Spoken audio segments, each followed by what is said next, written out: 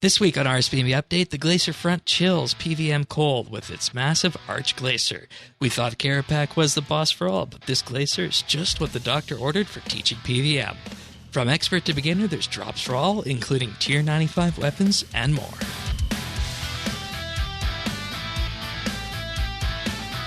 This is RSBANDB Update, episode 845, recorded Thursday, September 2nd, 2021.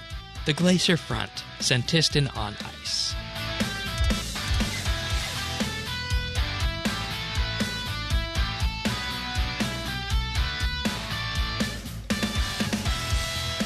Hello, everybody, and thank you for joining us for another episode of RSBANDB Update here. This week, the Glacier Front has arrived, and joining me to discuss and run through all this is one of our informer writer, Bears. Welcome aboard. Hello, nice to be back. You're a bit of a PVMer as well. You do everything, but you also like PVM. So I thought, you wanted to come on for Kerapac, but we got you on for Glacier Front instead. So hopefully you have enjoyed this week, and this will provide as equally fun to discuss for you than Kerapac was. Yeah, I think it worked out really well. I'm loving this boss much more than I liked Kerapac. Good. Also joining us is Drama Free, one of our RSBANDB community members who is, would you say mid-level new player to the game? You think that's a good way of describing you? Yeah, so long-time listener, first-time talker. I am, I would say low to mid-level player. Yeah. I started in 2006. Okay, and see, that's one thing we and I have mentioned you aside from name before on the podcast of, we have these discussions behind the scenes about what's the best way to cover an update, and sometimes we miss the boat and don't cover the low to mid-level range, and you were one of the few people who messaged us about this specifically on the low to mid range front and said, hey, there's some things here that sometimes could be covered a bit differently. And you and I had a nice discussion earlier this year, and we decided that, next time there's a good update that's tailored at this level, Ben, let's have you on the show and discuss it. And that, of course, was the Glacier Front here.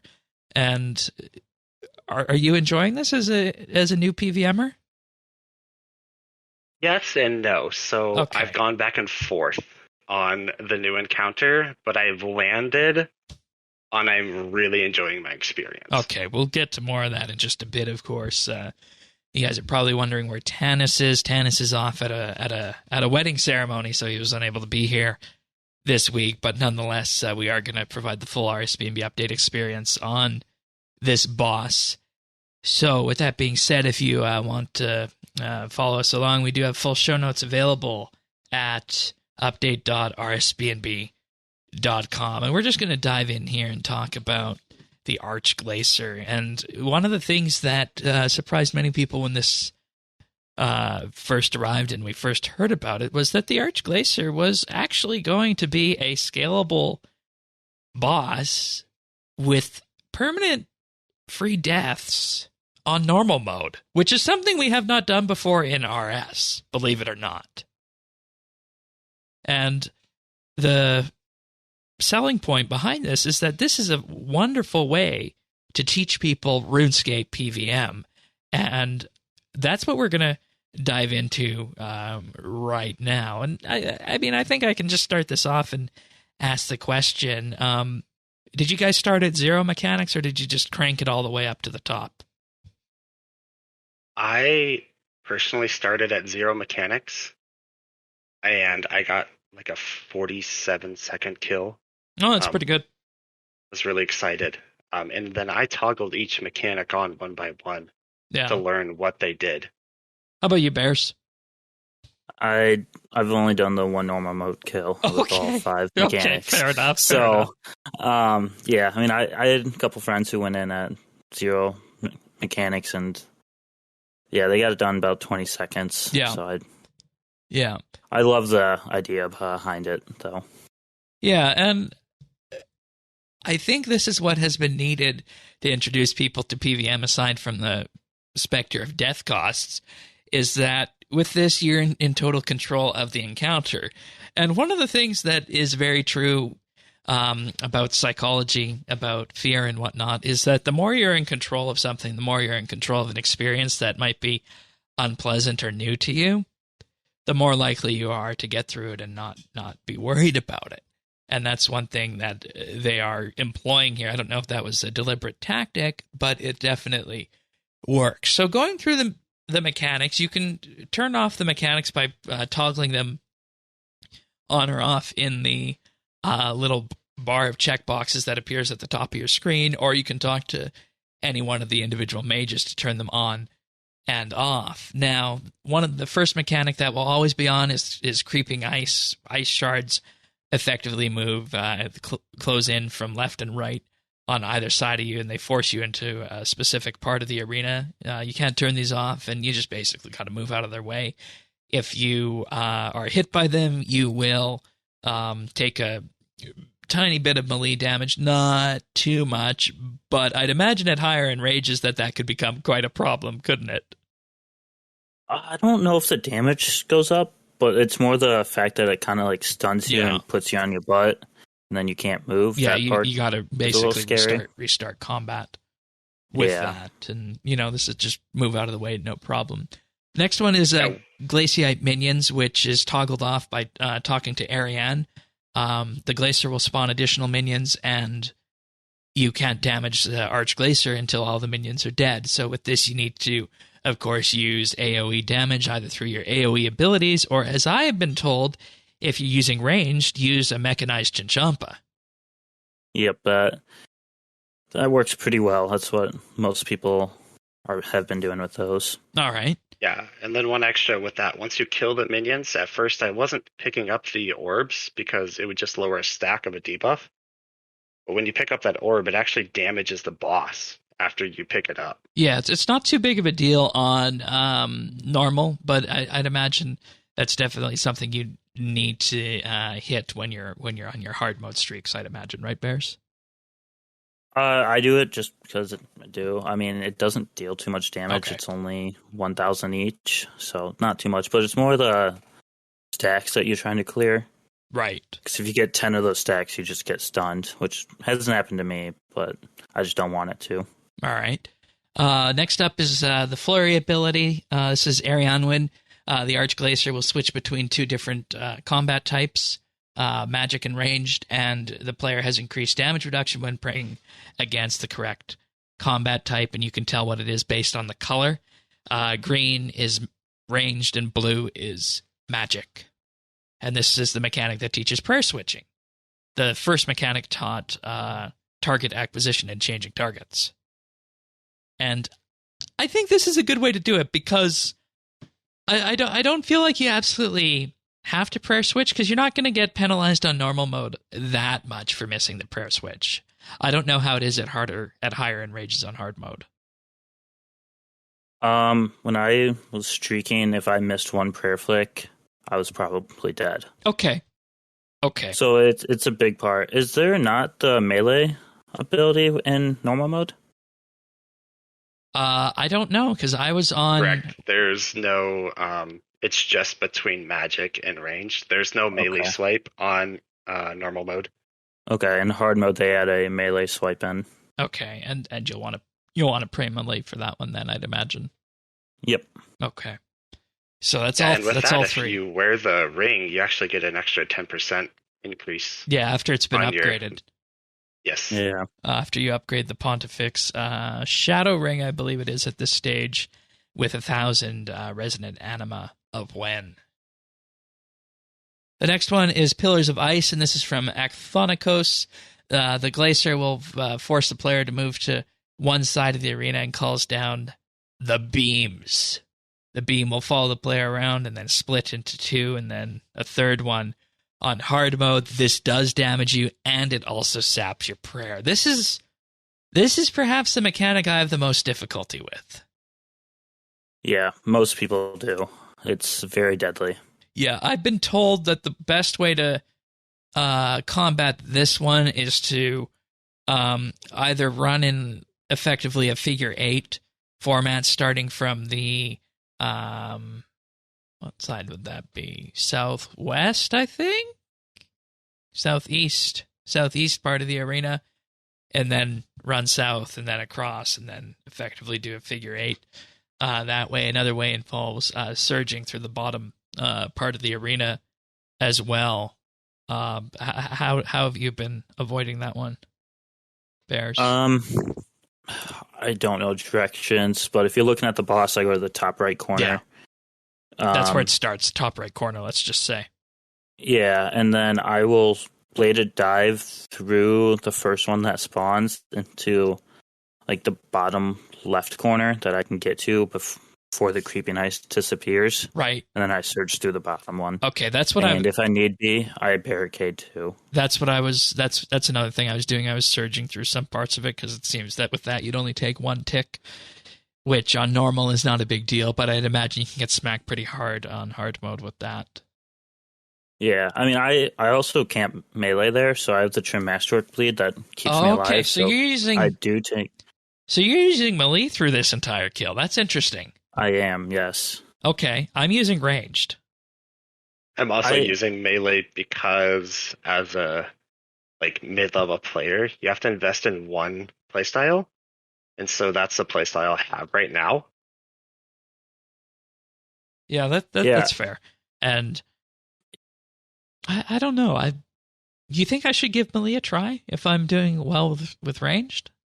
So personally, and from what I've been told, range is easier. Okay, because I have the full Trim Masterwork and spear. So okay, that's good. I don't know. I just like melee because I'm slightly better with melee, and the Vamp Scrimshaw is significantly cheaper to use than Hydrix bolts or Onyx bolts, which I'd feel obligated to use if I'm using range. So. And that's a very key point here. In all my range stuff I'm doing, I'm either using Emerald Bolts or I'm using the Rubies.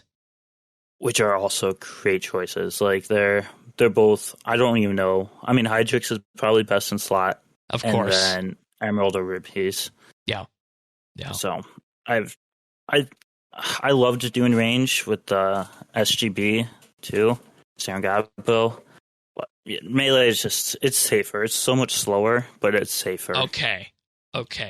Because of the Masterwork set effect, I'd imagine. Actually, what else this is going to teach you, other than situational awareness, is that after you don't make contact with an enemy for so long, your adrenaline starts to drain.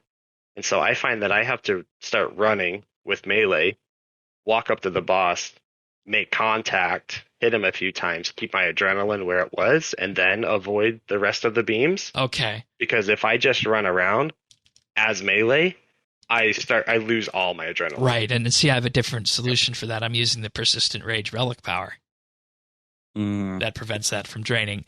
But anyways, back to mechanics. Pardon the interruption there. Next up is the Frost Cannon. This is, you talk to Charos to enable this one. And with this, the Glacier traps the player into a small area on the bridge and starts spinning around. And with that, releases a huge surge of energy. And this is the attack that will kill you if you are not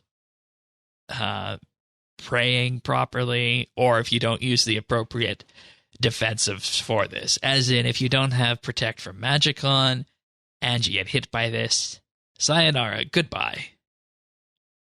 Yep.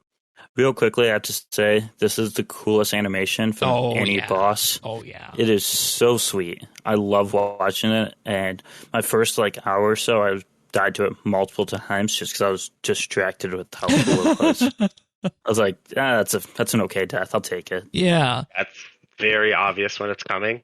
And then it teaches you your very first switch for Switchscape, because you can put a shield on and do Resonance, which is going to give you that health back. This is how I can do this boss mid-level without any food or very little food. Because when he does this attack, you gain anywhere from 5,000 to 7,000 HP back in normal mode. With Resonance, you're saying? Yeah, but in hard mode, you're dead. Yeah. Resonance does not work. So that's what I was going to ask you, Bears. What are you using in hard mode to handle this, because in normal mode, all I'm doing is I am using Protect from Magic and Devotion, and if Devotion's not available, I'll just Protect from Magic and Debilitate. Yep, I mean, same idea. If I don't have Devotion, then you need to Debilitate, Reflect, and still eat food. All right. But usually you're fine. I just always have Devo up, or if it's back-to-back, I'll sometimes barricade it too. Yeah, and another good option if you don't have the Adrenaline up for Devotion is to use a Adrenaline Potion, because that gives you the 40 you need to fire off a Threshold. Yep. Which Vitality Pod also works too. What does that one do? It doubles your HP for 6 seconds, so you still need to use the defensive. So you still need to either Debilitate or Reflect, but it's much safer. Got it. That makes sense.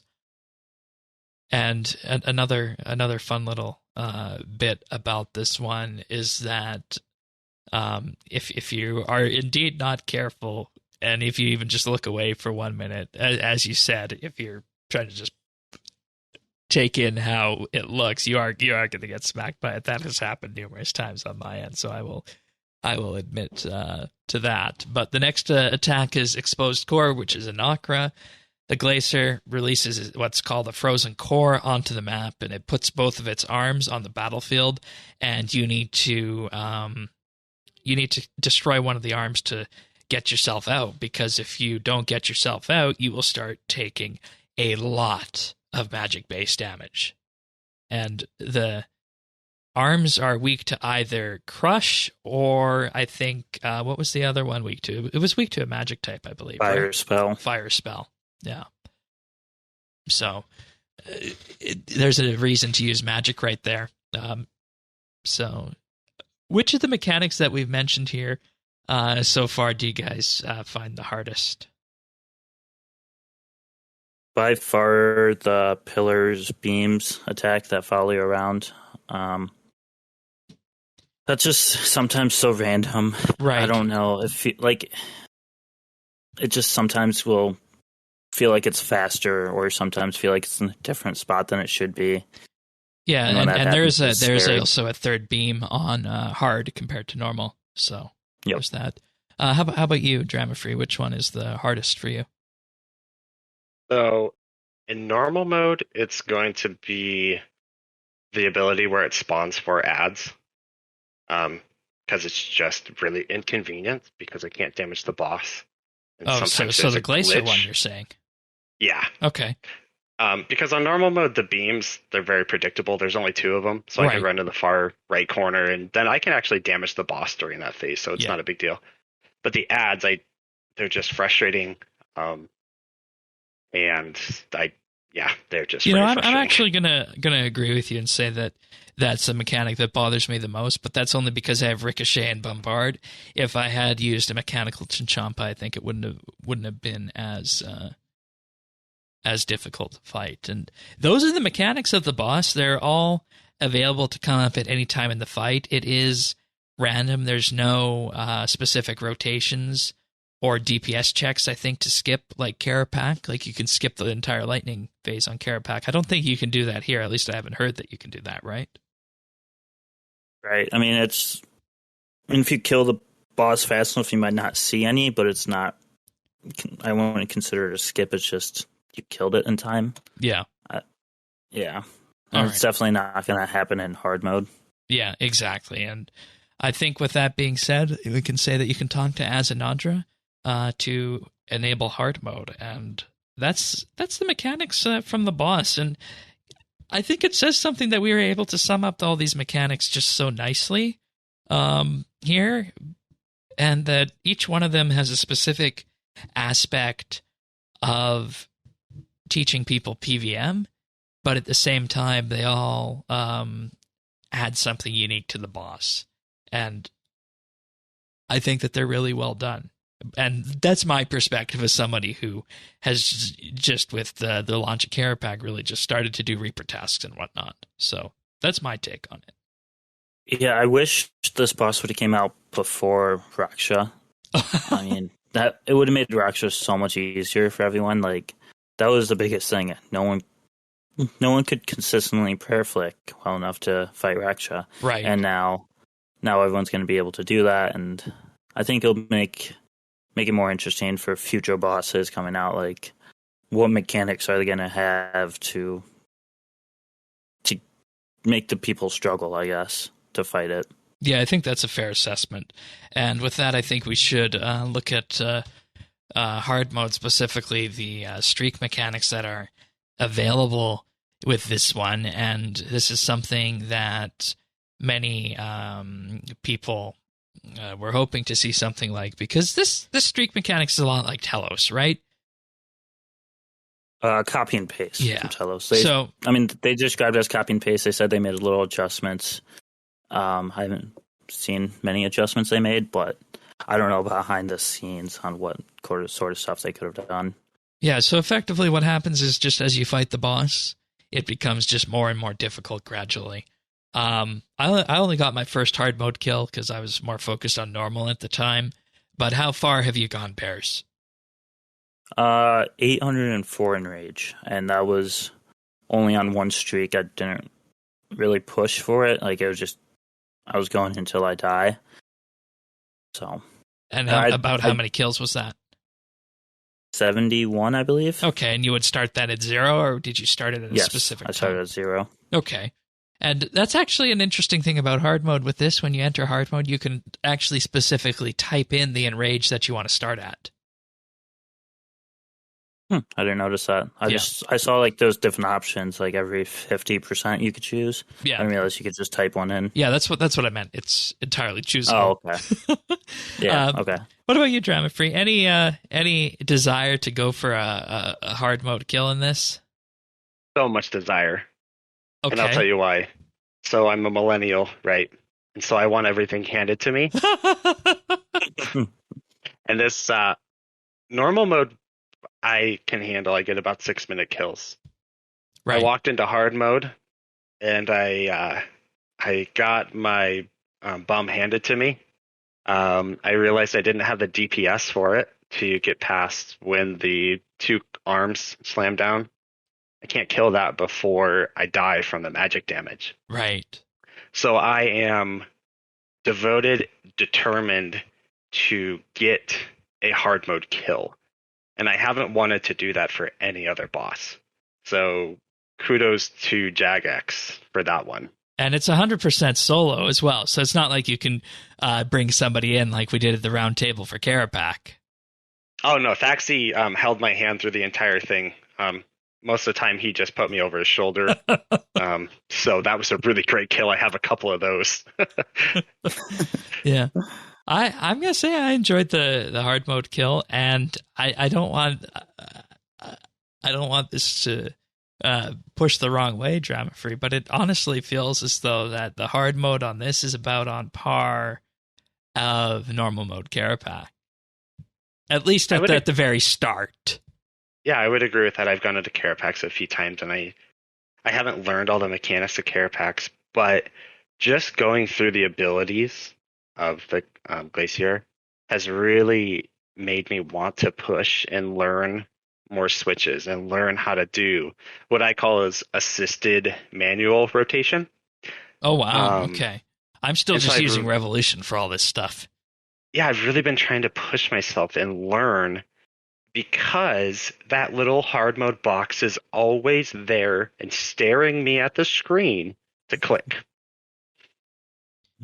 Yeah, and I mean, it's a good learning experience too, especially during Free Death Week, which we didn't mention was happening, but it is with this. But Bears, are you pushing yourself anywhere else, or just focusing on Glacier this week?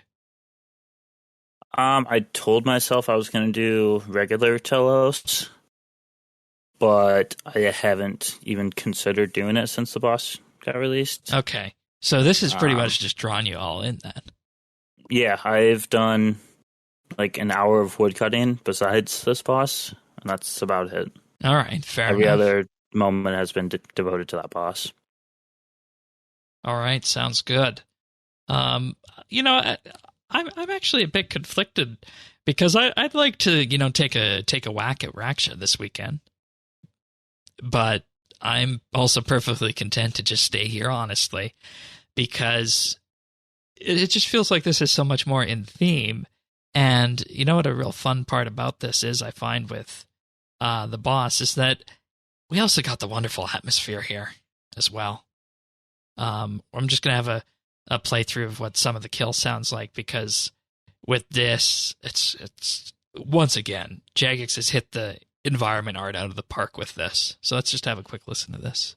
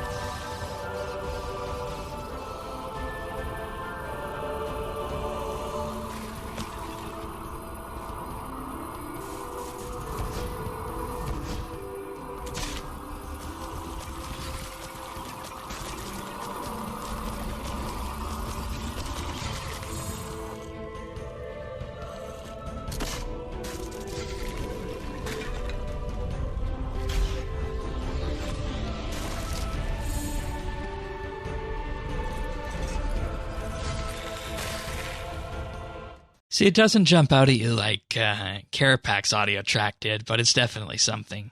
And we just also have to appreciate that the base environment for this fight is Senntisten. It's just covered with snow and ice.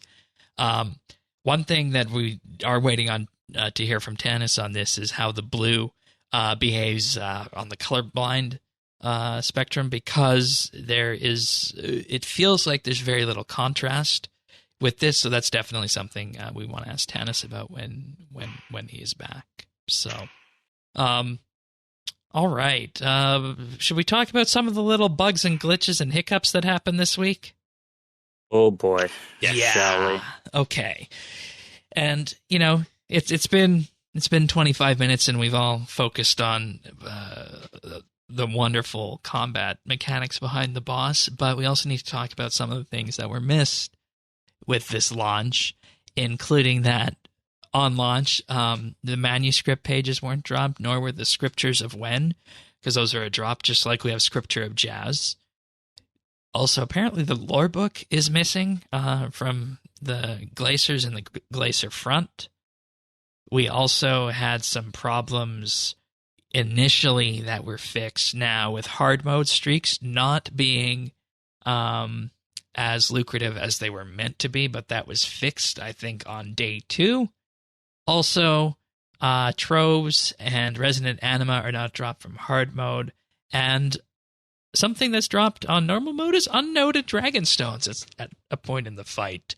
So there's some things that were brought in with this fight that really could have been fixed before launch, but I think that there's always that pressure internally to hit these launch dates, but at the same time, I think most of the big ones have since been hotfixed. People are getting their scriptures, people are getting their manuscripts, and some of the other little things will probably be fixed next week. Is there anything else you guys would like to mention that specifically jumped out as being glitchy that needed to be adjusted or tweaked on this boss? Definitely had 2 things that happened to me.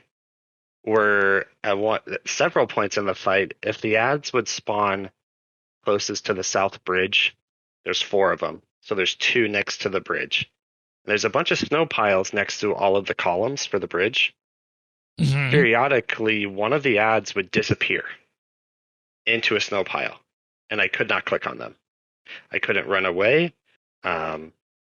So it was very frustrating. I couldn't click them to kill them.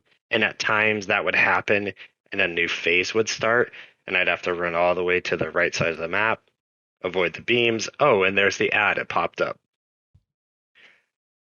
That was very frustrating. I've had that 3 or 4 times. Oh, wow. Yeah. I found right-clicking in the general area sometimes helps with that. Have you seen it? Yeah, I have a couple times. That's a good idea. I haven't thought of that. I'm just so panicked when I'm fighting.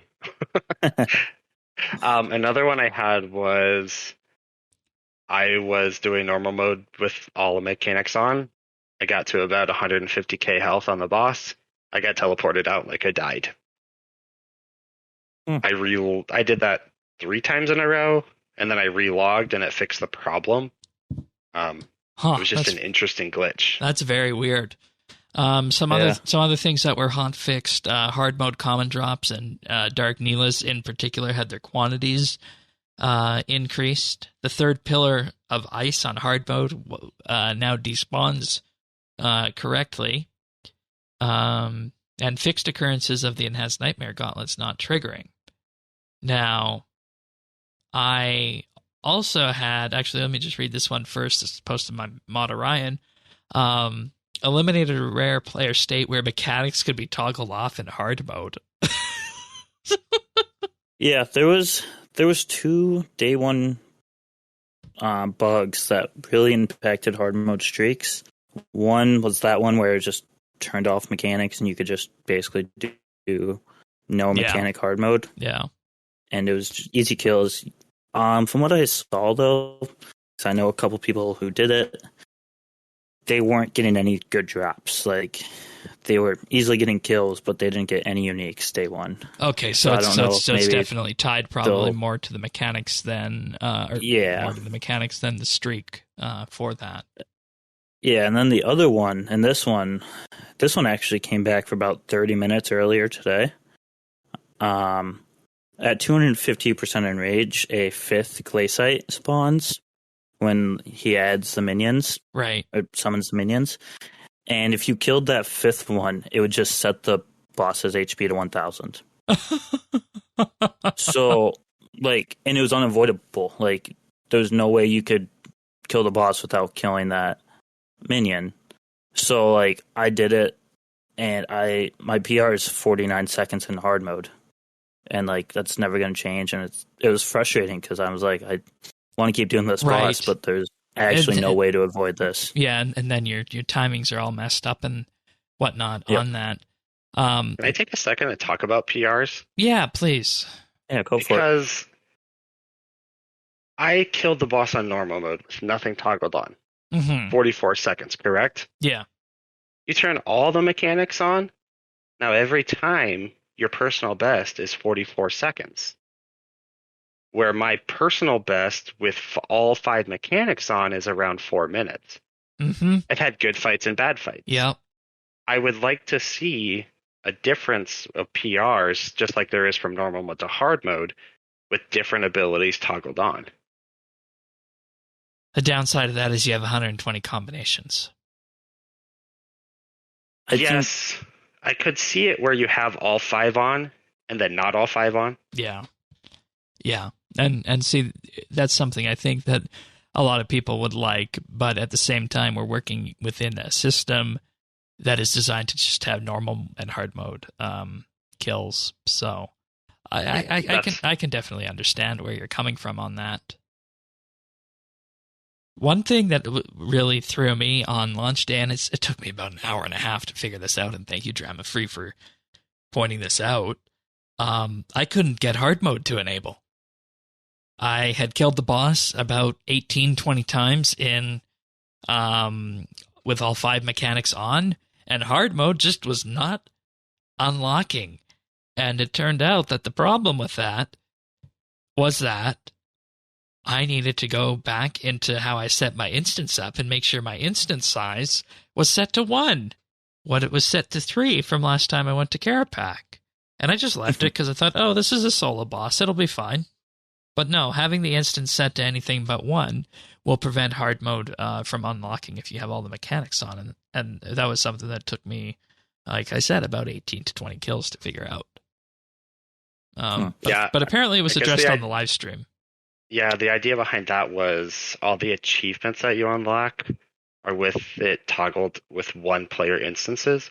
So that's how they had it coded for this as well. Okay, that makes sense. Which, speaking of going back to the bugs, most of the achievements aren't even out yet for the boss. Yep, that'll be in the coming weeks as well.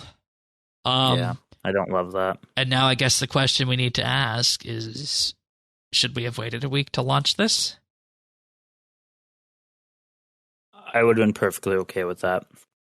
Yes. As much as I love this boss, like seeing one of my clanmates get to 500% in the first hour because he had no mechanics on, like, and I was in Discord call with him, and he was sitting there complaining about not getting drops with this. I was like, this isn't fun. Like, this shouldn't be a thing. And it was very frustrating.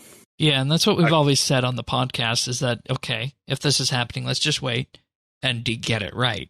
And I think it would be interesting to hear a little bit about some of the decision making that went on, the idea of deciding to launch this week rather than just waiting a week for some more another pass of testing and the achievements. So I also agree with waiting because right now we have a lot to do in the game. Oh yeah, yeah. We've had so many amazing quests come out.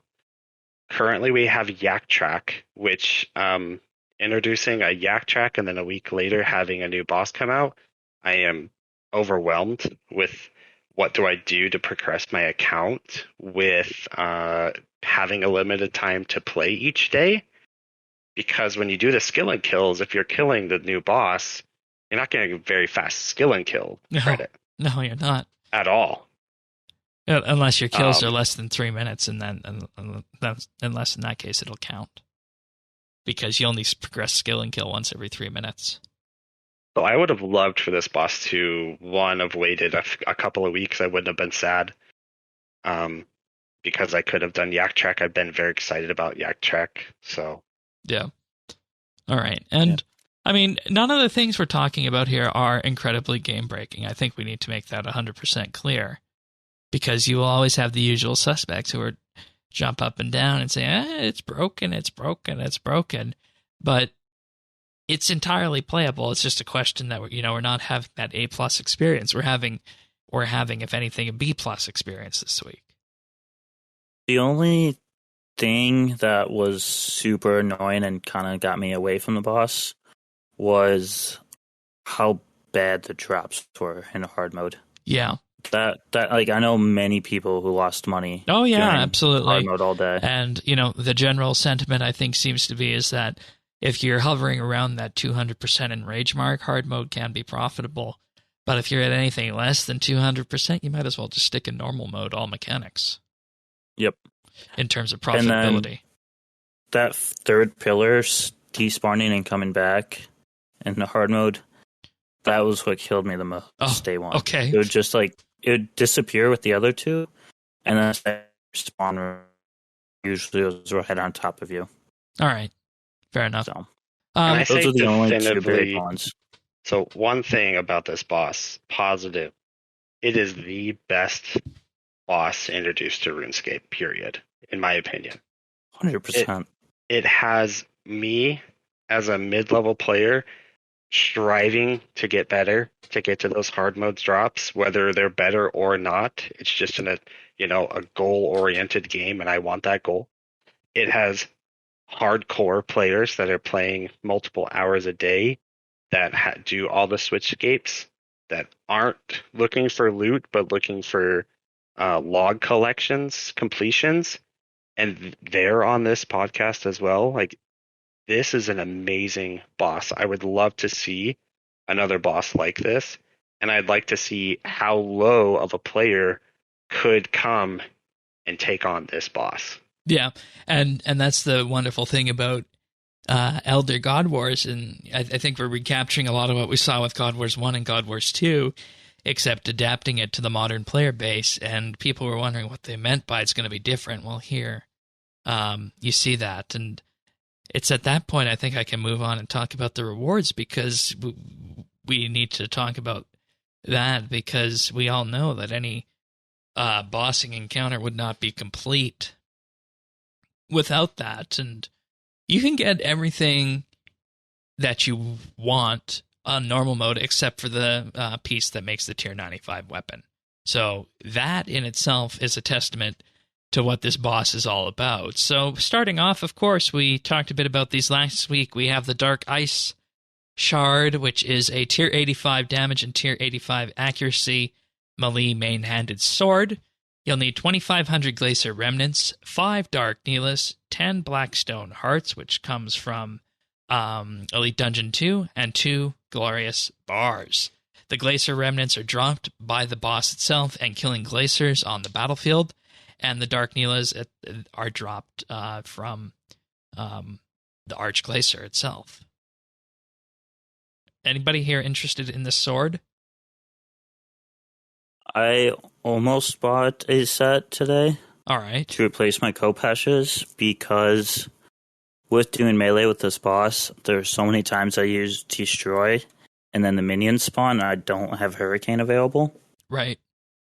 So that part would be nice, but I ended up not doing that. So when you use the Dark Ice Shard in combination with its offhand, the Dark Sliver of Lange, which is the tier 95 version, or the Dark Ice Sliver, when you wear both of these, the melee abilities Hurricane and Destroy no longer share a cooldown, which is massive, because one of the things we've always had a problem with all the melee abilities is that some of them share cooldowns across the attack and strength books. So that fixes this in this case.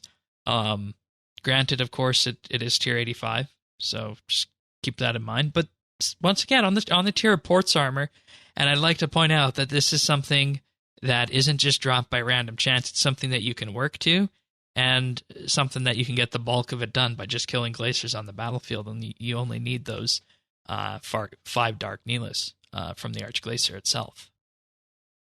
Yeah, I mean, I could see a lot of people using, once they settle in price and get lower than the Kopesh, I could see a lot of people buying these instead of Kopeshes. Yeah, and this is the just run. Of the and this is the run people are on right now, is to gather these Glacier Remnants and Dark Nihilus.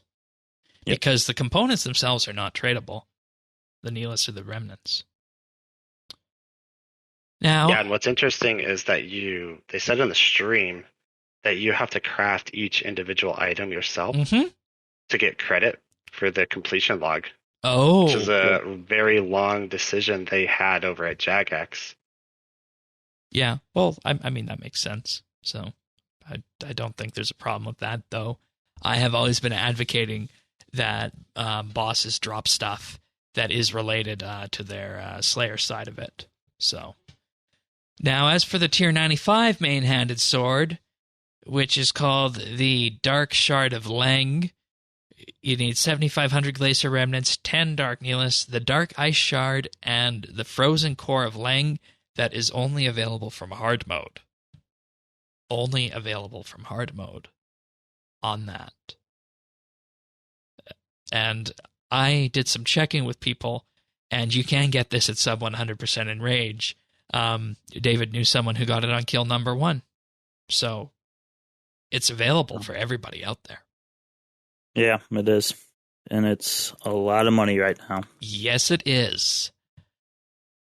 And when you make this one, it works as part of that 2-piece main hand offhanded set that we talked about for Hurricane and Destroy, but it also has a special attack that costs 20% adrenaline, has a cooldown of 60 seconds, and for 30 seconds, your damage cap is increased by 30%. So this means that with melee, your max hit will become 13,000. I think it is, right? 13,000 without Grim or Smoke Cloud on, yes. Right, okay. Yep. How do you feel about this? I have a set sitting in my inventory right now that I'm waiting to perk. Oh, so you got one? I bought them. Oh, okay. I've not gotten a How much did it cost you? $6 billion. Wow. That was how much I said. Take us through the thought process here. They look cool. They're going to be fun to use, and I had the GP. I mean, that's really what it came down to. I think they're going to be super, super good, depending.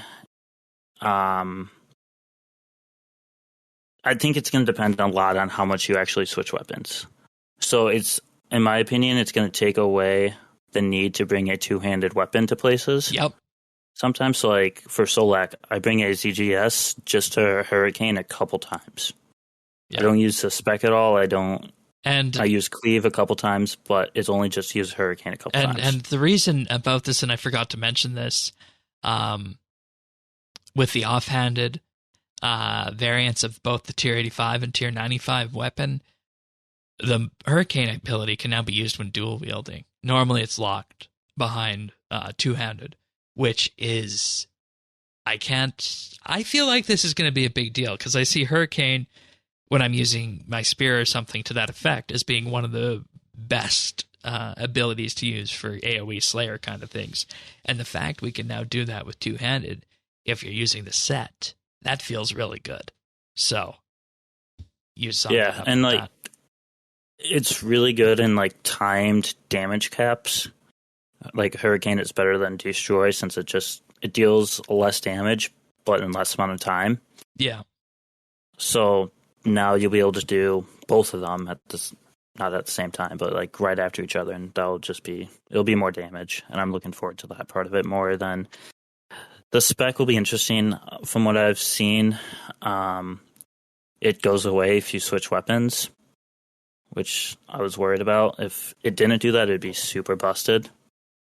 So I'm kind of glad they did it that way, but yeah, I'll know more in the next couple days. Then with this, I was talking with Thaxi about this, and he theorizes that if you use Hurricane and Destroy in a Berserk rotation, you could potentially look up to adding 20,000 damage in that rotation.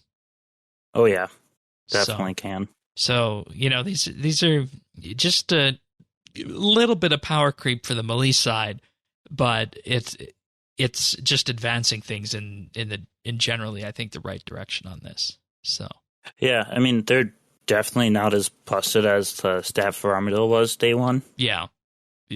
So I think they're in a good spot right now. We'll see in the next couple of weeks if anything gets adjusted or not.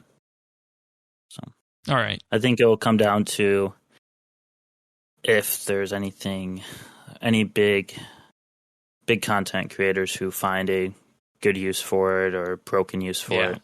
Yeah. Well, they can't adjust it because it's part of the game, right? Oh, they can fully adjust it.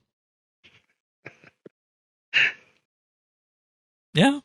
Oh, yeah.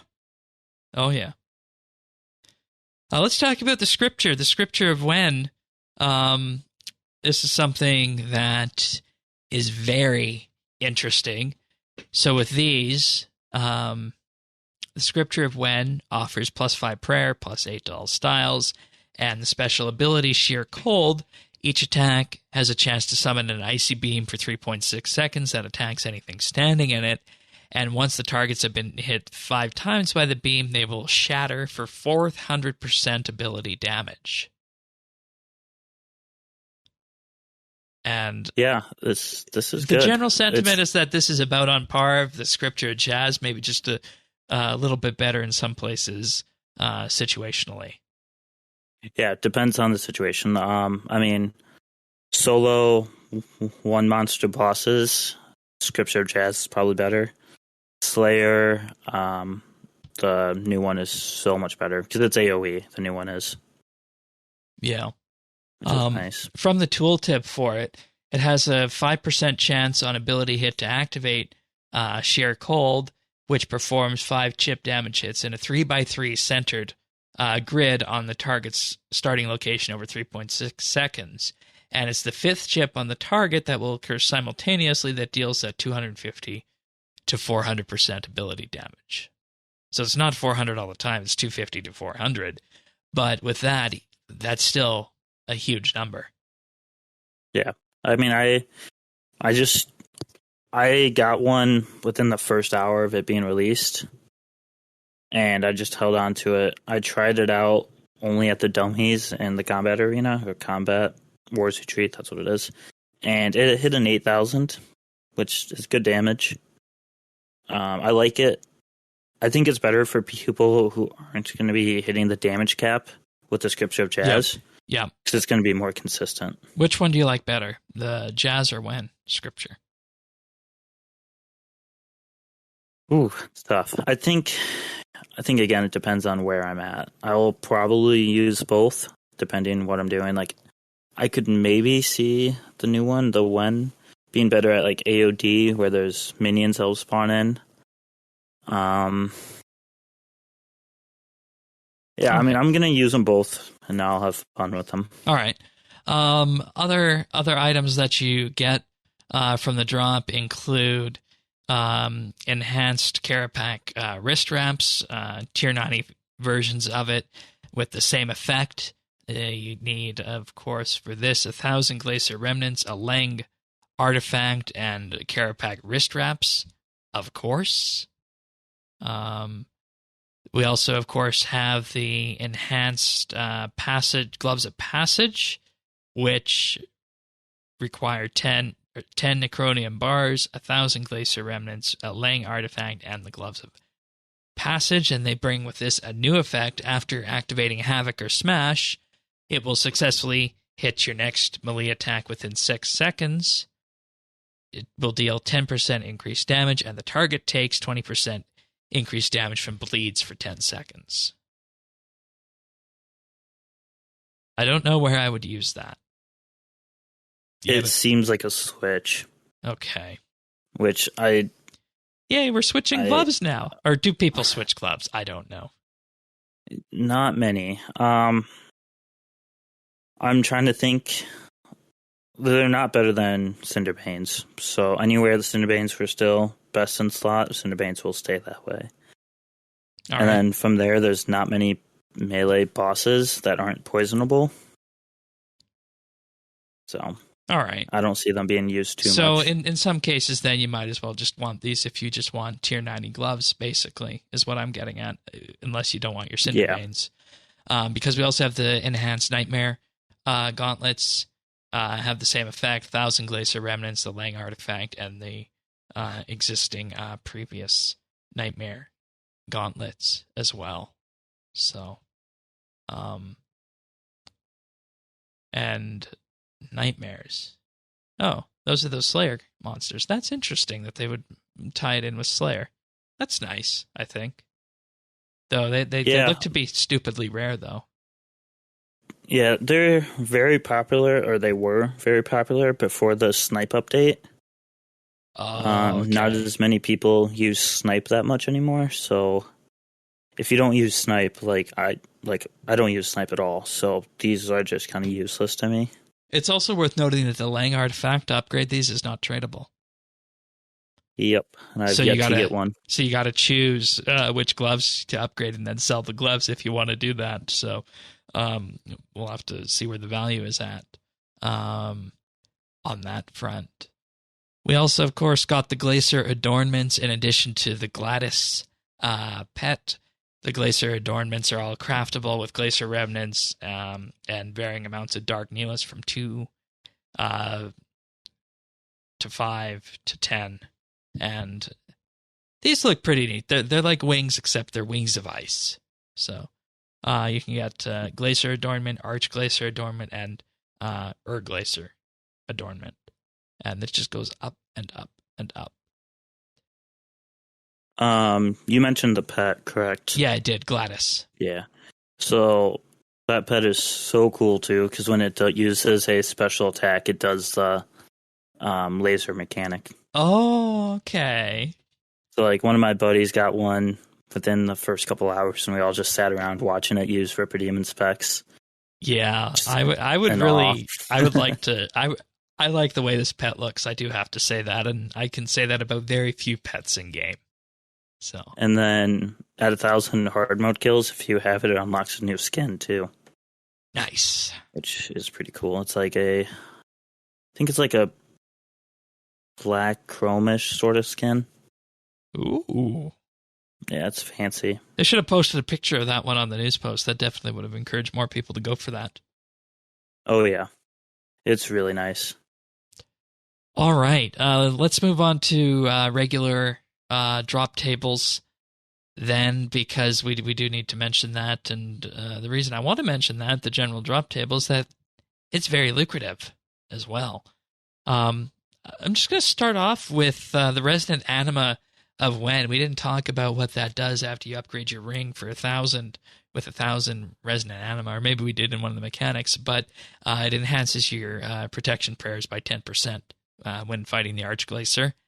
And you do need to have the ring equipped, and it was also fixed this week, as many people are putting in quotation marks, at Kerapac, that in order to have the ring avoid Kerapac's stun mechanic, you now need to be wearing the ring there as well. It was apparently a bug for all these weeks that it was working when it was in your inventory or in your bank.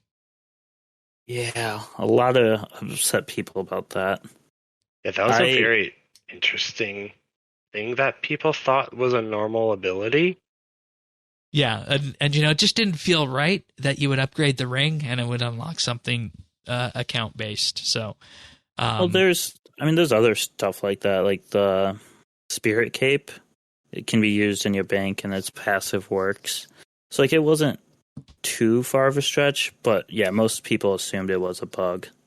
Yeah, but at the same time, it doesn't bother me that they fixed it, because that definitely made Kerapac easier for me. But at the same time, it forces you to make a choice. Are you going to wear, say, a combat ring when you're fighting him? Or are you going to bring your Pontifex Shadow Ring and use that instead and avoid stun mechanics? Yeah. So I know myself, I spent about 10 mil gold to get all the anima, like in the first hour or so. Oh my god. I thought it was just going to reduce all my, or like help my prayers. And then I found out that it's only when you equipped it, and I was like, well, there goes 10 mil gold, I guess. No, you'll make it back. So, yeah, I already have, so I'm not too worried about it. I'm curious if they're planning on doing something like once you add 1,000 of all four, after all four bosses get released, that maybe it can become a passive, or maybe you can put it in your tool belt or something. Yeah, especially after how much people are upset about this now with Kerapac. Oh yeah, I think that would definitely be within the realm of possibility. So that's we will see. All right, Drama Free, what do you think of the drops on this? Because I know we brought you here to talk about this from an entry level PVM perspective, and I think you're probably smiling this week. Very, very much. Okay, so I've gone back and forth on the drop table. At first, I was wondering why it was dropping so much loot. Me too. Because Me too. Because let me just say this: I did 2 normal mode kills with no mechanics on, and I made 600k.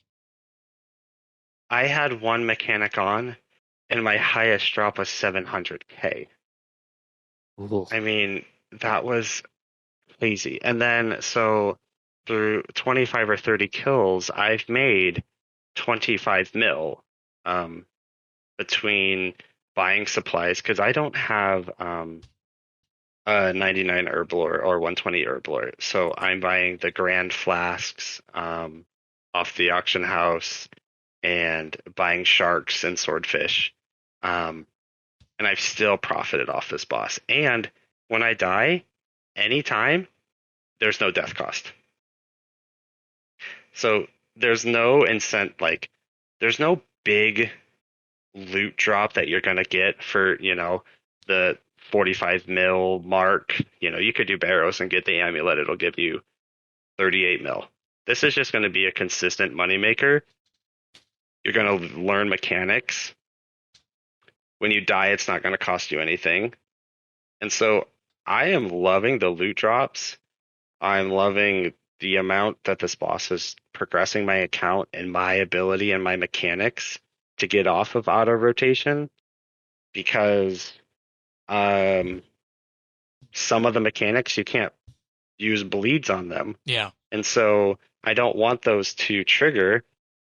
I went out and I bought a Ring of Vigor, and now I'm starting to do Switchscape with that as well. So I get that 10% adrenaline back when I use my ultimate abilities. Amazing. It's really the loot Amazing. is what's keeping me here. Okay.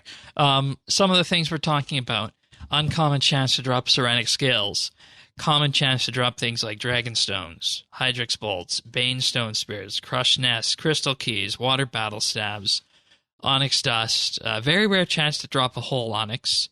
Coins are a drop, and one thing I think that was desperately needed on the drop table, because the price of these have always been sky high, is Spiritweed Seeds. Spiritweed Seeds. They also drop Water Talismans, the Glacier Remnants that we talked about, Summoning Focuses, and Noted Medium Blunt Orichalcum Salvage, which I think we're all throwing in our Auto Alchemizer.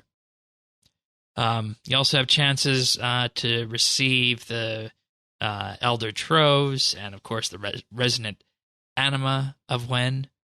And if you look at hard mode, it's pretty much the same drop table, except things are just amplified in the amount that you receive, plus the chance of receiving the Frozen Core of Lange. So, overall, do you feel like this drop table is insulting you at any point, Bears?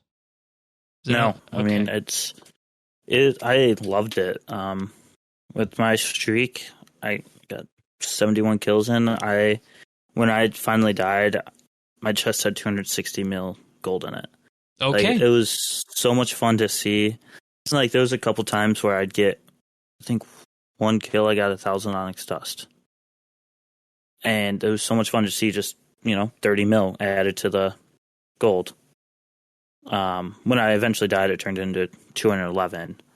But yeah, because you do take a penalty when you die. But yeah, but that's still insane money. I mean, that happened over the last 2 days on and off, which that's another part I like. And if you don't mind me going into a quick tangent about that, I was able to, turn on an aura, go for 45 minutes, and then talk to someone on the phone and not have to worry about wasting my aura, because I wasn't really wasting time if I could just get back right to the same exact point I was.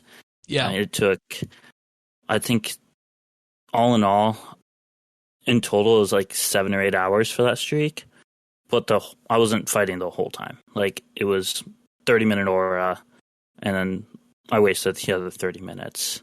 Or just stuff like that. And it felt refreshing to be able to get back exactly where I was and not have to worry about my auras or anything like that. Or if I lost my sign of life early on, I just stop doing the boss for an hour and come back to it later, because I'd rather have my sign of life. It just gives you so many more options while doing it.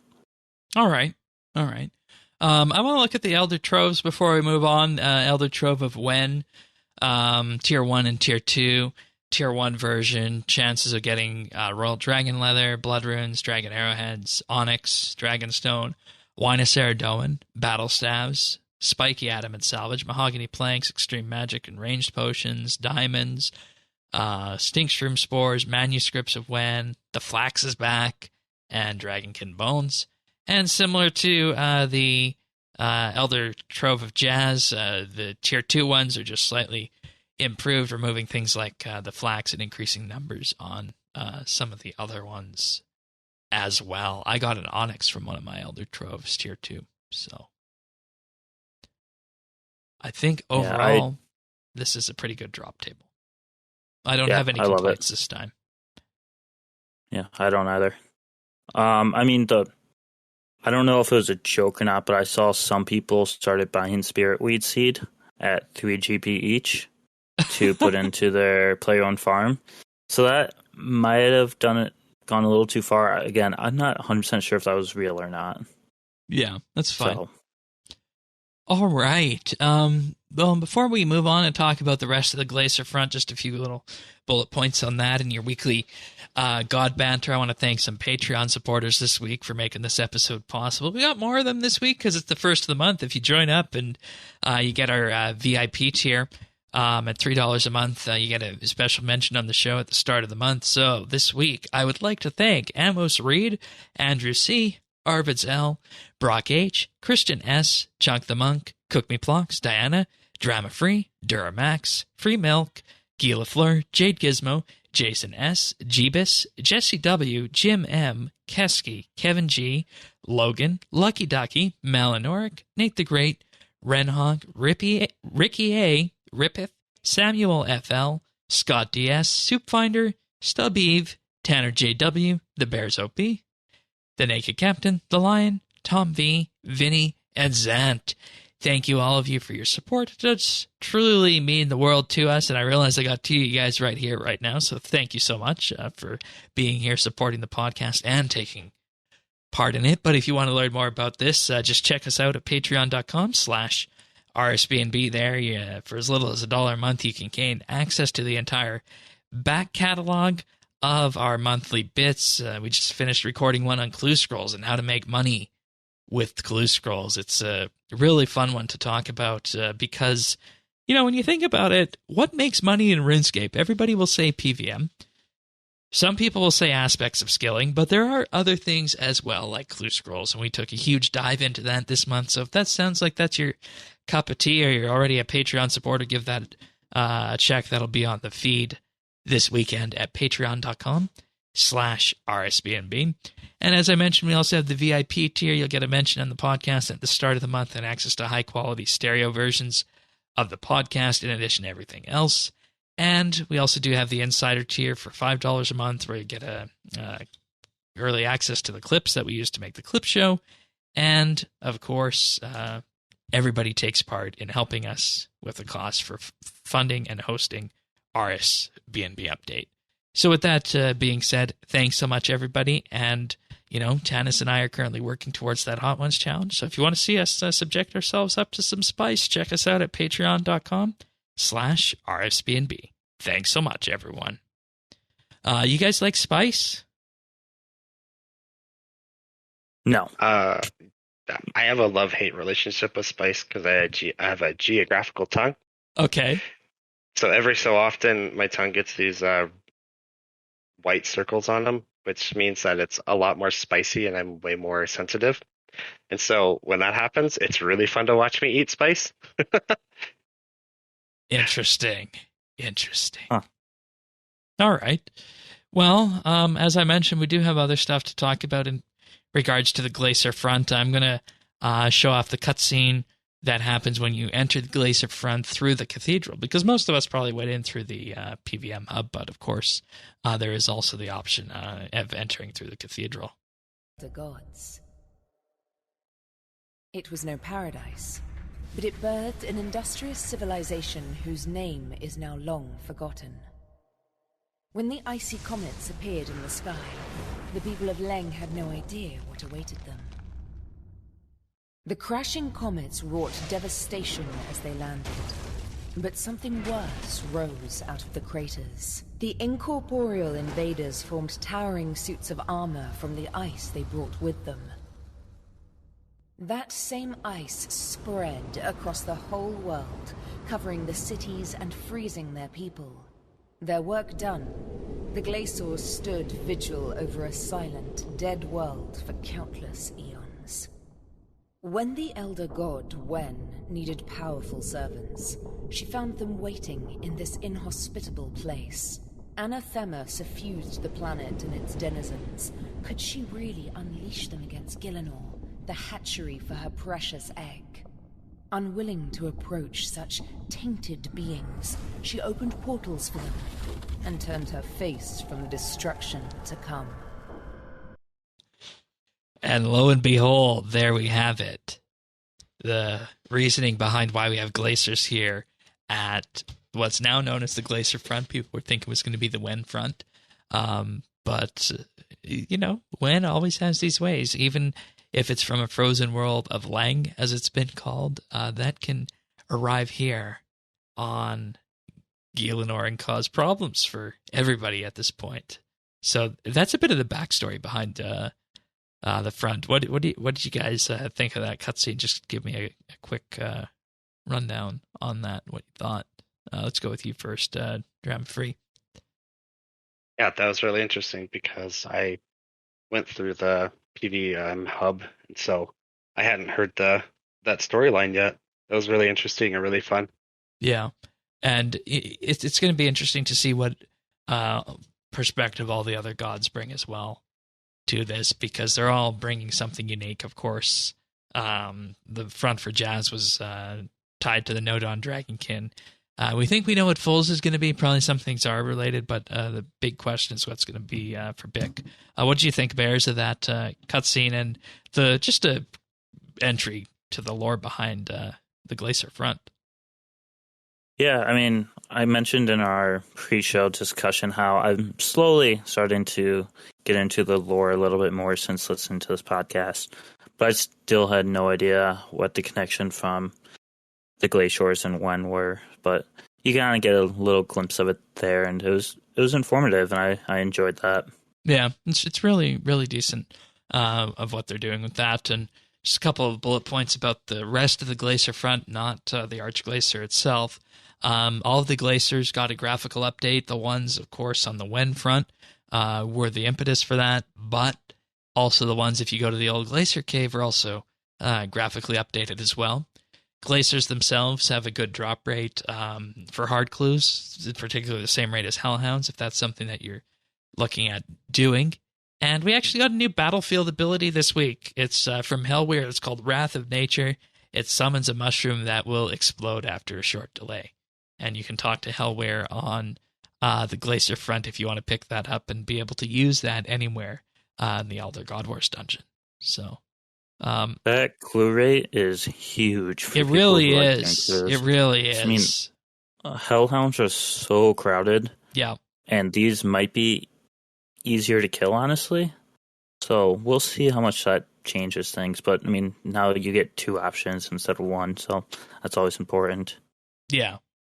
And going back to glaciers themselves, they, of course, also have the ability to drop those boots that have been in game since 2011 as well. So I think we were definitely in need for this, another place to go and fight glaciers. So I'm pleased with what they did with this, and they just kept it nice and simple. We don't have any of those other things out there that are really just adding on to it. They just kept it with glaciers, pure and simple. It would have been nice to see another mechanic like the siege mechanics, I think, that we had on the Nodon front. Not necessarily the exact same thing, but something in the similar vein, I think, would have been nice to see. And, of course, the lore book as well, which was not being dropped this week, but will be patched in soon, or it should already be patched in by the time you're hearing this. So I assume you guys aren't going to go for the lore book, are you? Probably not. If I get it by accident, I get it. Yeah, okay, fair enough. It's strange that it's not dropped from the boss. Was this the same with Kerapac? Did she not have? Yeah, it's exactly the same with Kerapac. Okay, then yeah, I don't have that one then either. I'm trying to figure out. I'm looking at the wiki, and they don't have the list of what that is going to be, but we'll have more coverage of that next week as we get to dive a bit deeper into that. I want to talk a bit about the God Banter from this week, because this is something that we've been doing each and every week since it came out. And this week, when the glaciers appeared, Zamorak says, "That's fantastic!" An Arch-Glacor Ceredomin here on Gielinor.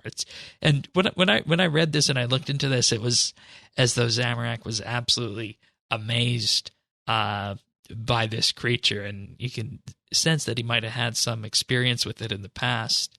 And Ceredomin says, "No regard for the sacrifice of our troops, you disgust me. If I'd not been watching you, I think you would have had something to do with it. Alas, no. Don't think I haven't tried. Arch-Glacors are impervious to pact binding, and good luck capturing one by force. No, an Arch-Glacor goes where it wishes to, and if it's here..." Then Armadil interrupts, saying, "There can be no doubt that this is the hand of the elders. That monster makes the most powerful avian siege golems look like toys." And then Saren says what everybody has been thinking since the very beginning of this, that this battle is escalating too quickly. Armadil, once again, providing that balancing force, talking about that, all is not lost. The defenders are stalwart, and our fortifications but he gets interrupted by Saren, because Saren at this point I think is starting to feel desperate, because she says that there must be a way, something I can do to turn the tide. Armadale tells her to take heart. We have a long way to go before. And Saren interrupts again. No, I will not take heart, and you will be silent so I can think. And this makes Armadale and Saradomin be entirely quiet until Zamorak interrupts with a cough, and Lady Saren says, have something to say, only that Azanadra's mages seem to have been doing surprisingly well. Of course, that is holding back the power of the Arch-Glacor. Their complex web of incantations make one of the most of each strengths. I'm torn between being impressed and being disappointed that none have yet keeled over. That's what Zamorak had to say about that. Saradomin says it's a rare thing for me to agree with Zamorak, but he's right. Their ingenuity and courage has exceeded every expectation. Perhaps it is we who could stand to have a little faith. Very well, Armadale, Saren says. An optimistic outlook serves us well, if nothing else. But we must not underestimate this threat or how much we ask of our allies. Armadale says, of course, I know the danger we face. Then Saren wraps us up for the week and says, yes, and now we must place our trust in the elves, in Azanadra and the mages holding back the great beast, in the World Guardian. I think this is the first time that any of these, the God Banters has specifically talked about us in particular. The World Guardian, which is definitely saying something that as this thing progresses, we're going to have more and more of an influence on this. So that'll be interesting to see. Yeah, and we get these every Sunday. This one came in with the game update, I think, because it had to be patched in with specifically mentioning the glaciers. So it'll be interesting to see what happens the following week. See if we go back to Sunday lore mentions of this or not. I just really like these because I get a glimpse into the lore without having to go back years, 20 years of history. Yep. And I've really taken fond to Saren through all of this because it almost feels like they're your big brother or big sister, just like looking over you, and trying just to help everybody and tell them it's going to be okay. But also, like, this is a really big deal. Yeah. And, we still don't know where Saren and Armadale sit on this, and that's something I think that we're going to learn week by week with this. So I hope that nothing too bad happens from this, but who knows? Only time will tell, as they say. And I did look it up. The lore book is not currently in the game as of yet. So there we have it. All right, we're going to move on to the patch notes right now. Couple fixes regarding Senntisten archaeology. Players can no longer excavate more stained glass shards than are necessary to fully repair the cathedral windows. Uncovering mysteries will no longer send multiple chat messages, and the ancient statue now has a chat head animation, of course. That's really interesting. The fact that you could now see that these statues have chat heads, and perhaps maybe interesting is the best word, maybe a little bit disconcerting, I guess. Have you guys gone through the Senntisten lore yet? I have not. Okay, well, we will be recording Senntisten lore diggers very soon, and I can't imagine how that's going to come out, so definitely keep your ears open. Looking forward to that podcast when it arrives. Elder God Wars dungeon, Kerapac's time clones will no longer target players that have left the boss fight. I honestly don't have words for this one. I'm wondering if it would have been dangerous if they would have left the boss fight, if they would have just got damaged somewhere randomly after leaving. Yeah, I was wondering if they're maybe at like the gate right there at the entry, but I don't know. I wish I would have seen this. Yeah, because I think most people would just teleport out, and unless it's, just leaving through the door, then that would maybe make sense. But I think the entire area is instant, so distance probably wouldn't matter. Yeah, I don't know. The staff of Armadale's special attack initial hit will now deal the 50 to 200% ability damage, as stated on the tooltip. All right, good to know that still wasn't working as intended. and Greater Concentrated Blast tooltip has been updated to match its live damage values. And we talked about balancing of this in the episode 2 weeks ago on that. They also balanced the Gloves of Passage this week. These come from the Magister boss fight.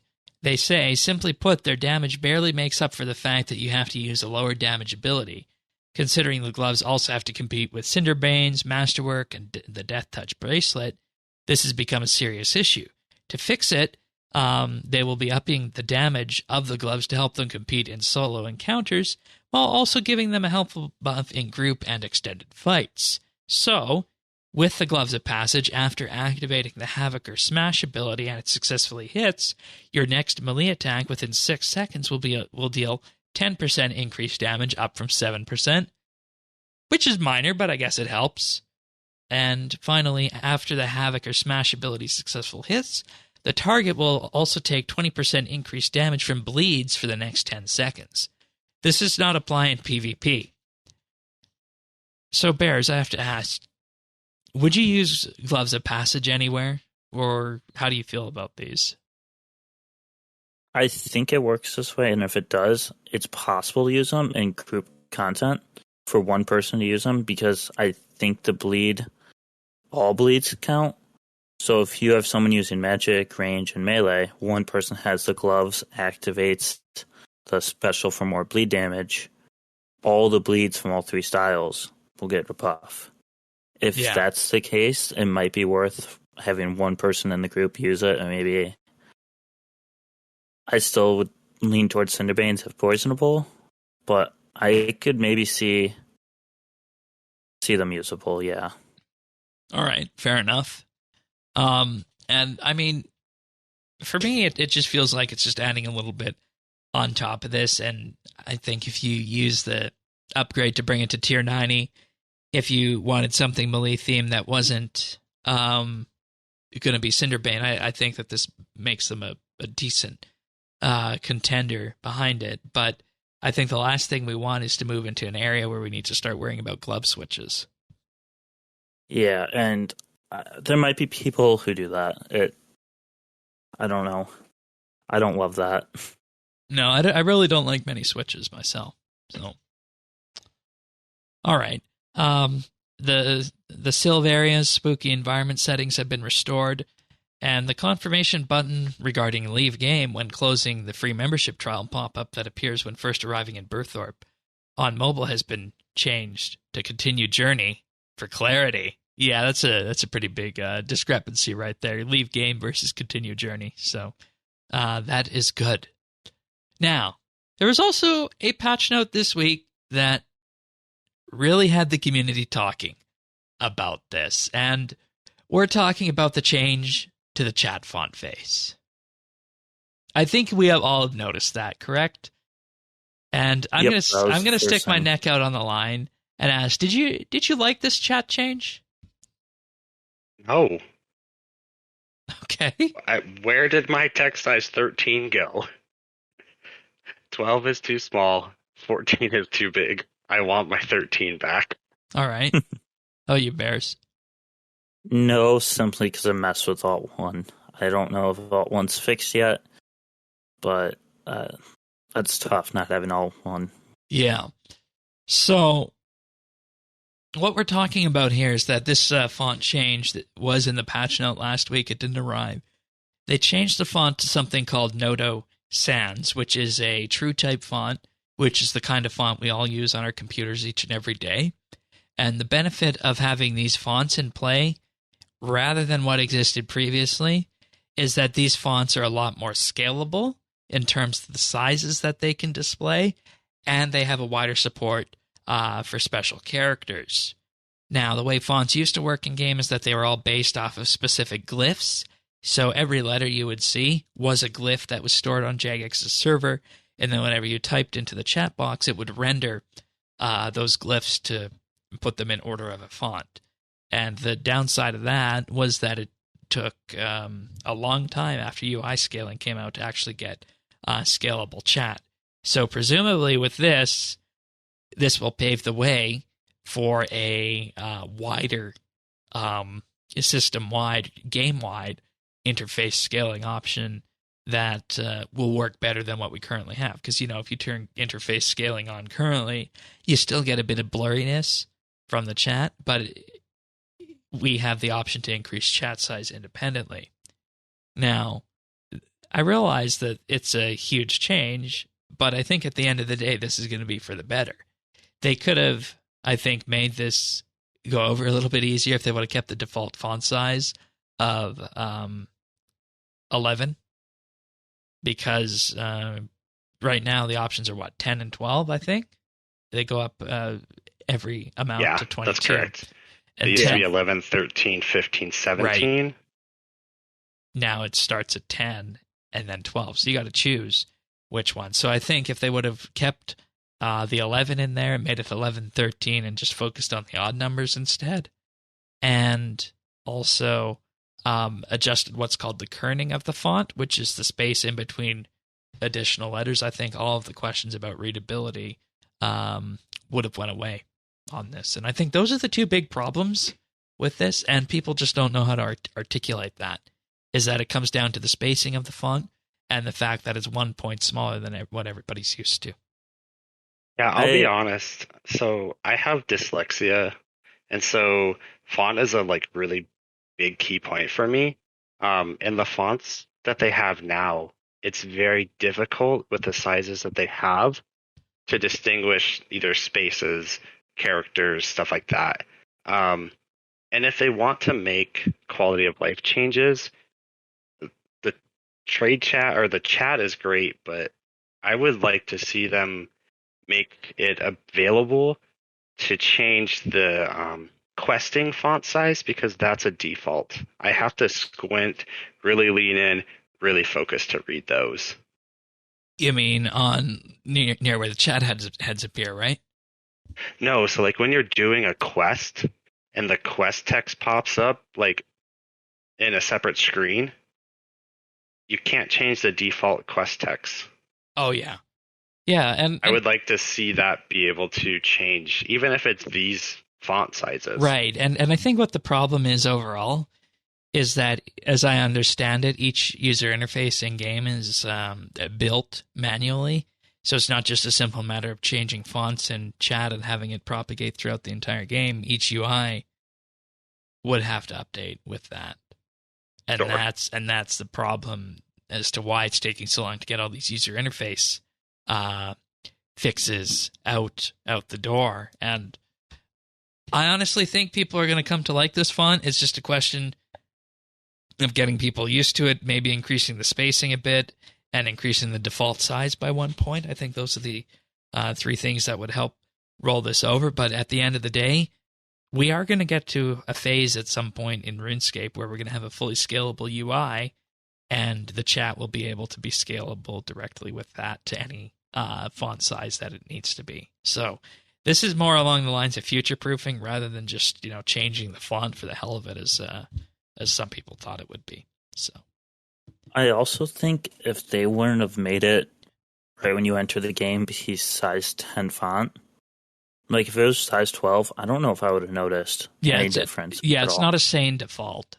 So I think if they would have set it as 12, I would not have noticed at all. Yeah, and one of the things you're doing when you want to build something like this is you want to try and ease your users into it the best you can, and it would have been done probably the best way by looking at the font sizes on that. So I hope that this is something that is changeable to increase it to default 11, but we'll just have to wait and see on that. So I just wanted to talk about that and explain a bit about the rationale behind it, because this is something that was pretty much misunderstood this week, and there was a lot of question what exactly was going on with this. So I just wanted to provide a bit more feedback on that. So, okay. So, one more thing this week. Leonard's Lucky Dip. What a name. Leonard's Lucky Dip. This is the replacement for the September raffle. What was the old person's name? Balthazar's raffle. Yeah, I liked him. The circus he was guy. Cool. Yep. And you can still go find that punchable clown and get an extra daily ticket if you want. You can also get your extra daily ticket by doing a daily challenge, and when you're skilling, you have a chance at finding daily challenges as well. So, what are you guys going for in the lucky dip here? I'm not going for anything. All right. I put all my tickets so far into the golden God Wars Dungeon 1 armor. Okay, fair enough. I won Subjugation the first day, so I'm excited about that. lucky. Yeah. I'm going for Golden God Swords. Okay. Changes that they have since 2019 include being able to receive tickets when doing skills or doing combat. There's new prize categories. You can now see which rewards you've already won. You can see what your chances are of winning each prize. And as they say, to prevent unscrupulous behavior, all players must now have a total level of 250 to participate in the Lucky Dip. You can enter up to 15 times a day. You can choose what category you wish at any time, whereas previously the categories were locked at particular days. You can also now purchase a Lucky Dip reclamation service from the marketplace if you've missed any daily tickets by forgetting to talk to Leonard. The protein pack category is now called the item pack category, which includes a wider range of prizes, including dwarven tools. And all rewards from the raffle are now reclaimable in Diango, in Draenor. And when the event ends on the 30th, Leonard will stick around for a 7-day grace period, which you can learn more about below. And to get started, everybody receives 10 free tickets when they first log in at the event. And prize pools are independent and linked to the user, so there will be no more people hoarding prizes for alts and trying to squeeze people out of getting specific things. Your prize pool is your prize pool, and you're not influenced by anybody else in the world on that. So I think that's pretty good as well, because that was one of the main complaints about it. Yeah, I still almost feel like 250 total level might be a tad low. Yeah, it's basically level 10 in 24 additional skills plus Constitution. Yeah, so when I logged in at reset on the 1st, the treasure hunter thing was celebration lamps, which I think if you just spent enough money, you could easily get 250 total level and maybe 30. Yeah, maybe 50. But at this point, it doesn't matter because you're not shortchanging anyone else. Yeah, well, so like that part of it's fine. Yeah. But I mean, that's still a lot more. If everyone's, people did that enough, it could be a lot of money being put into the game. So yeah, I mean, I don't think it's a problem. I think they removed most of the pain points from this, and there's a lot of question last time just how widespread the suspicious activity was and what people were doing with this. It was real bad. I don't think it was as bad as the community made it out to be, because if there was, we would add some kind of intervention, I think.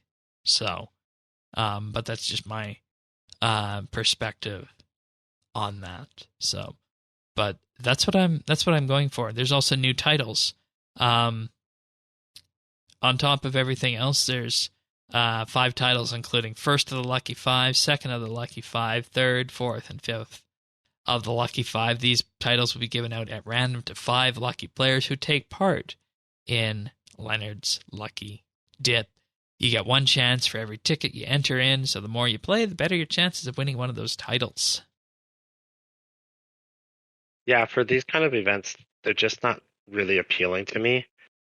Because I'm not always going to log on every single day to do the daily. Right. And so where it's mostly cosmetics, I'm not losing anything by not logging on daily. Yeah. And so I just don't get overwhelmed or upset about things like this. Yeah, that's fair. I can understand that. All right. I think that wraps up the RuneScape portion of our show this week, folks. Hopefully you guys enjoyed that. We're going to move on and talk about some other things, including our picks of the week. So starting off with that, Twitter is making news again by rolling out another attempt at a paid subscription model called Super Follows that will allow people to charge people to follow them in what they're calling Super Follows. They talked a bit about it in February, and eligible accounts will be able to set the price for their Super Follow subscriptions, with the price charging either $2.99, $4.99, or $9.99 a month. They say. Wow. Yeah. And I challenge you guys, can you think of anybody on Twitter that you know who would be worthy of following for $3, $5, or $10 a month? I can think myself of if you would like to follow me.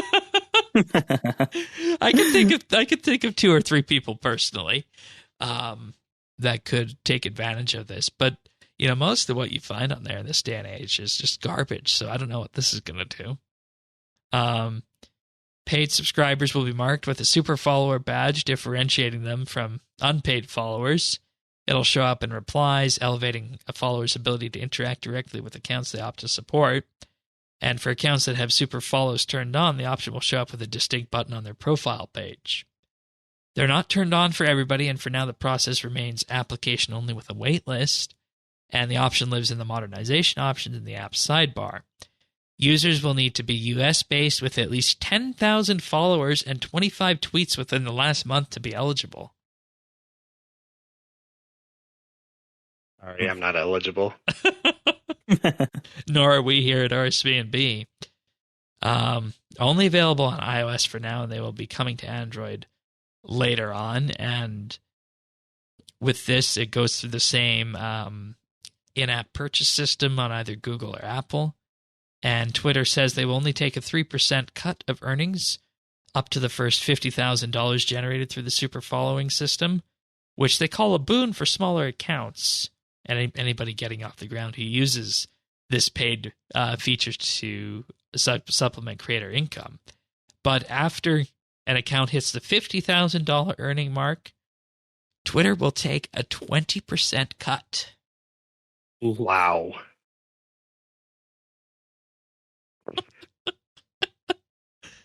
I applaud Twitter for always trying to stay relevant. But Twitch has been doing this for how long?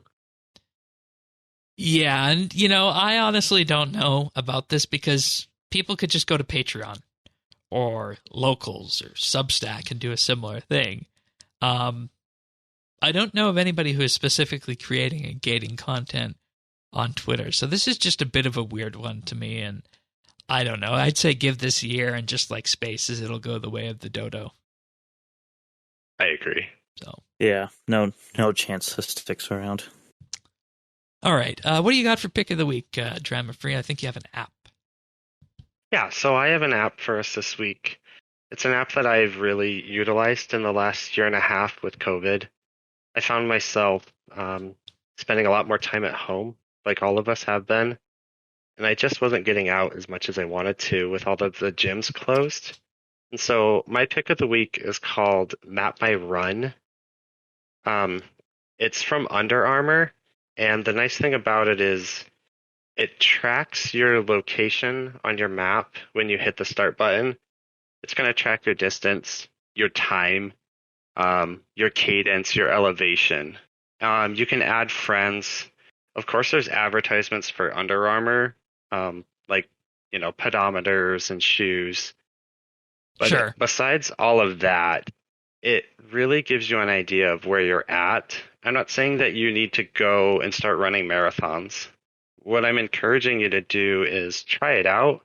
If you like it, you can pay an annual subscription, and there's coachings involved, where if you want to do a 5K, a 10K, or a marathon, it'll give you coaching to where it will tell you how many days a week to run, when to walk, how fast to run. And it's going to slowly increase those parameters to get you up to your goal. It's really just kept me honest, and I've really enjoyed having it. So it's just really been a really beneficial app in my life in the last year and a half. So that's why it's my pick of the week. All right, and I'd imagine it would probably work pretty well with an Apple Watch as well, because they do see they have that version. Yes, they do. All right, what were you going to say, Bears? Yeah, I used to run cross country, so I used to use this before I got a GPS watch, and I loved it. One of the features that was underrated to me is it keeps track of how many miles you put on each shoe. Oh, really? So, like, for example, I had 2 pairs of shoes that I would sometimes switch in and out depending how I felt. So this way, like, if I was using the app, I could put it's like, okay, I ran 10 miles, let's put them on X shoe, and the next day I ran 8 miles, put it on Y shoe, and then like I can know when I hit like the 400 mile mark, and that's about when you want to change shoes. Oh, that's kind of neat, interesting. Yeah. All right, but as we say here, it's always good to be moving around, and one thing we always try to also show off is free apps. And how much of, I guess I should ask this, how much of the app is 100% free and how much is subscription? Like, do you get the bulk of the functionality for free, or do you need to take a subscription for that? So you actually get a bulk of the app for free. All of the things that we'd want starting off. So like where you run, what your pace was, how far you ran, what your splits were. So like how far each mile took you. Right. When you pay for it, what you're getting is your interval training, the coaching, what your elevation was, going on virtual runs with other people, things like that. Okay, so you get the bulk of it for free then. That's yes, pretty you good. do. I used it for years for free, and just in the last year and a half, I paid for it. All right.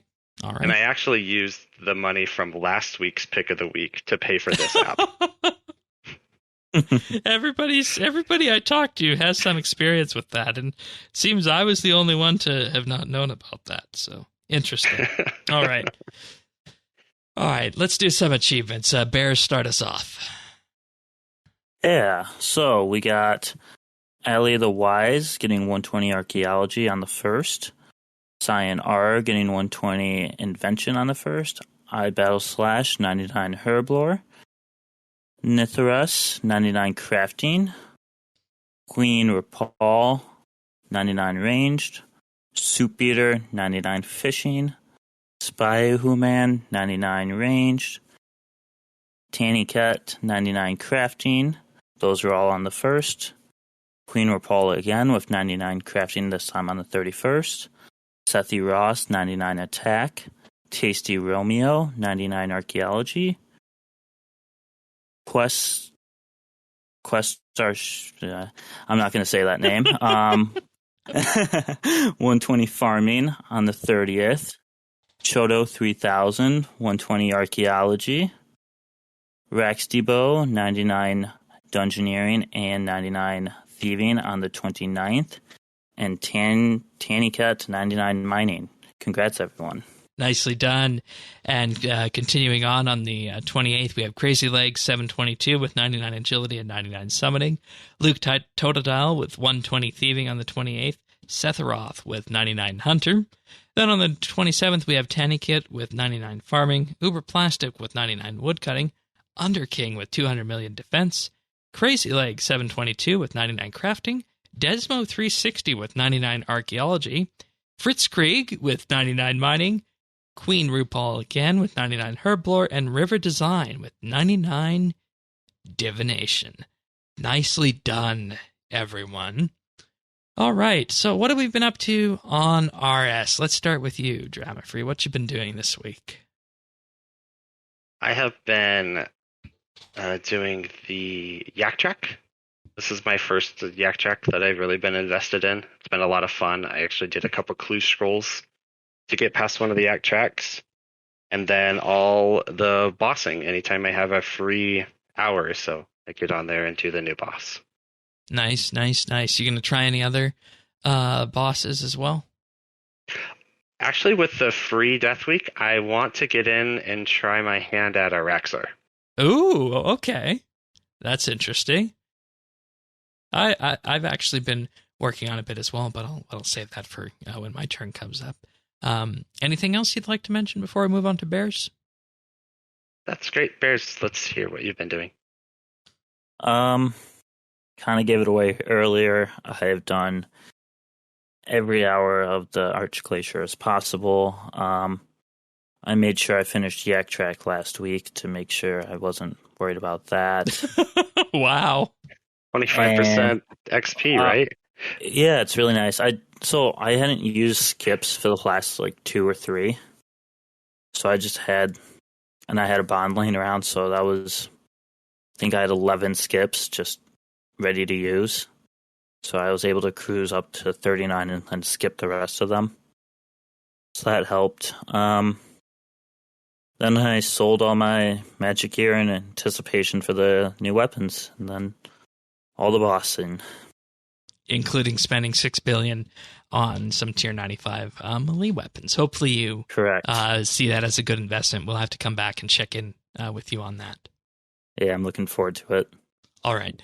As for me this week, Yak Track. I think I'm on task 25 or something around that mark. Lots of focus on doing that, but I do plan on doing a good amount of bossing this weekend. Probably hard mode at the Glacier. I do want to go back to Kerapac as well. But one thing I have been doing since we last spoke here at Update is that I've also been doing Reaper tasks. Been trying to do my Reaper tasks daily. I got a good Araxer task in that we did last weekend on the round table. And the next task that comes up that needs to be done is some Rex Matriarchs as well. So I'll be moving all around and doing that. But I'm actually really enjoying Reaper tasks, except for when it assigns me, something like Raksha, I guess. So that's where I'm at. But effectively, Yak Track and the new boss and bossing in general. And once again, I never thought I'd say something like this on the podcast, which I'm sure I'm flooring many people out there with. So, yeah, that's really interesting. This month I bought the Summer Premiere Club, and so I get all the goodies from the Yak Track now, which is motivating me a little bit more to do it. Yeah, that's good. And Summer Premiere Club, it's a good time to buy it, but I don't think it's as good of a deal as if you buy it in the winter. But it is available if anybody wants it. So. With that being said, that wraps this episode of RSBANDB Update. If you want us, you can check us out at update.rsbnb.com/subscribe. We're on Apple Podcasts, Google, Spotify, Pocket Cast, Stitcher, and a new one as of last week, Amazon Music we're on as well. I didn't know they had a podcast service, but lo and behold, we're on Amazon now. So if you have one of those Amazon devices, you can listen to us on that. And of course, we're also on YouTube at youtube.com/RSBANB. Be sure to give us a like and subscribe there, as that helps the channel out, and we might be closing in on 1,000 subscribers soon.